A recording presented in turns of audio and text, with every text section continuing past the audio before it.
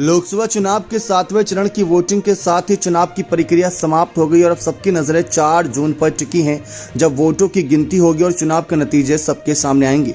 इस बीच गाजीपुर सीट से समाजवादी पार्टी के प्रत्याशी अफजाल अंसारी ने बहुजन समाज पार्टी को लेकर बड़ा बयान दिया, जिससे सपा को झटका लग सकता है। अफजाल अंसारी समाजवादी पार्टी के टिकट पर गाजीपुर सीट से चुनाव लड़ रही हैं, लेकिन मीडिया से बातचीत करते हुए उन्होंने दावा किया कि ना तो उन्होंने बहुजन समाज पार्टी को छोड़ा और ना ही बसपा ने उन्हें छोड़ा है।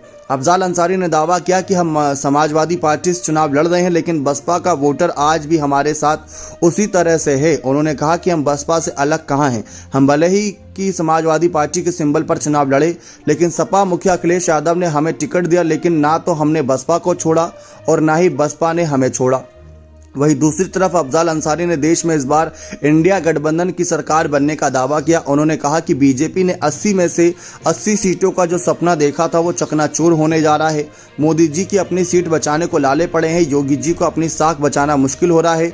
सपा उम्मीदवार ने दावा किया कि इस बार प्रधानमंत्री नरेंद्र मोदी वाराणसी लोकसभा सीट से हार सकते हैं, क्योंकि उन्होंने लोगों से तो झूठ बोला ही, लेकिन गंगा मैया से भी झूठ बोला। बता दें कि गाजीपुर सीट पर 7वें चरण में 1 जून को वोटिंग संपन्न हो चुकी है। इस सीट पर अफजाल अंसारी का मुकाबला भारतीय जनता पार्टी के पारसनाथ राय से है।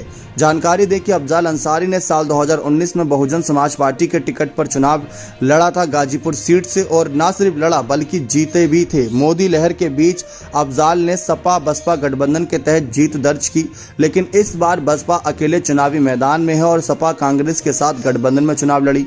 ऐसे में अफजाल अंसारी का हो सकता है यह बयान इस वजह से आया हो क्योंकि सपा के साथ साथ बसपा के वोटरों पर भी अपनी पकड़ दिखाना चाह रहे हैं कि साल 2019 की तरह बसपा के समर्थक आज भी उनके साथ वैसे ही खड़े हैं, जबकि इस सीट से डॉक्टर उमेश सिंह को यहां पे मायावती ने टिकट दिया था। ऐसे में अफजाल अंसारी क्या हार के बाद या जीत के बाद बसपा में वापसी की ओर देखेंगे या नहीं, ये देखना भी दिलचस्प रहेगा। बने रहें चैनल के साथ। बहुत बहुत धन्यवाद।